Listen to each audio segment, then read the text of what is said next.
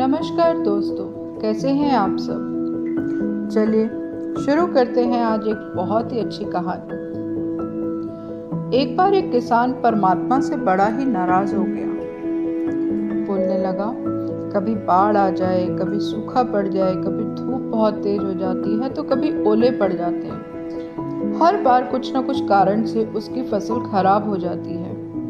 एक दिन बड़ा ही तंग आके उसने परमात्मा से कह दिया, देखिए प्रभु, आप परमात्मा हैं, लेकिन लगता है आपको खेती बाड़ी की ज्यादा जानकारी नहीं है। मैं आपसे एक प्रार्थना करता हूँ कि मुझे 1 साल का मौका दीजिए। जैसा मैं चाहूँगा वैसा मौसम कर दो, फिर आप देखना मैं कैसे अन्न के भंडार भर दूंगा। परमात्मा मुस्कुराए और कहने लगे, ठीक है, जैसा तुम कहोगे मैं वैसा ही मौसम तुम्हें दूंगा। मैं अब कोई दखल नहीं करूंगा। किसान ने गेहूं की फसल बो दी। जब धूप चाही तब धूप मिली, जब पानी चाहा तब पानी। तेज धूप, ओले, बाढ़, आंधी तो उसने आने ही नहीं दी। समय के साथ फसल बढ़ने लगी और किसान की खुशी भी, क्योंकि ऐसी फसल तो उसने आज तक देखी ही नहीं थी।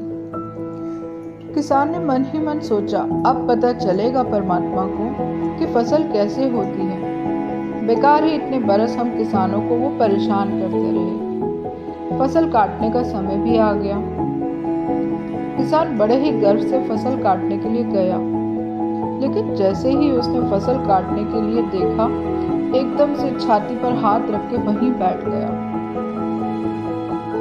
गेहूं की एक भी बाली गेहूं के अंदर नहीं थी। सारी बालियां अंदर से खाली थी। वो बड़ा ही दुखी होकर परमात्मा से कहने लगा, प्रभु, ये क्या हो गया। तब परमात्मा ने कहा, ये तो होना ही था। तुमने पौधों को संघर्ष का जरा भी मौका ही नहीं दिया। ना तेज धूप में उनको तपने दिया, ना आंधी ओलों से उन्हें जूझने दिया। उनको किसी भी प्रकार की चुनौती का एहसास जरा भी होने ही नहीं दिया। इसीलिए सब पौधे खोखले रह गए। जब आंधी आती है, तेज बारिश होती है, ओले गिरते हैं, तब पौधा अपने बल से वहां खड़ा रहता है।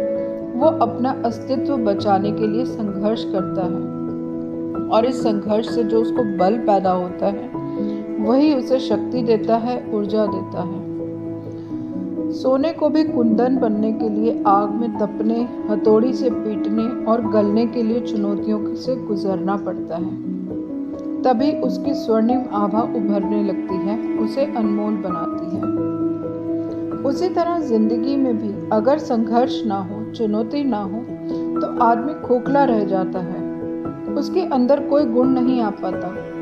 ये चुनौतियां ही जो हैं, आदमी रूपी तलवार को धार देती है, उसे सशक्त और प्रखर बनाती है। अगर प्रतिभाशाली बनना है तो चुनौतियों को स्वीकार करो, अन्यथा हम खोखले ही रह जाएंगे। अगर जिंदगी में प्रखर बनना है, प्रतिभाशाली बनना है, तो संघर्ष और चुनौतियों का सामना तो आपको करना ही पड़ेगा। दोस्तों, अगर आपको मेरी ये कहानी अच्छी लगी हो तो प्लीज़ इसे लाइक, शेयर और सब्सक्राइब ज़रूर करिएगा। Thank you.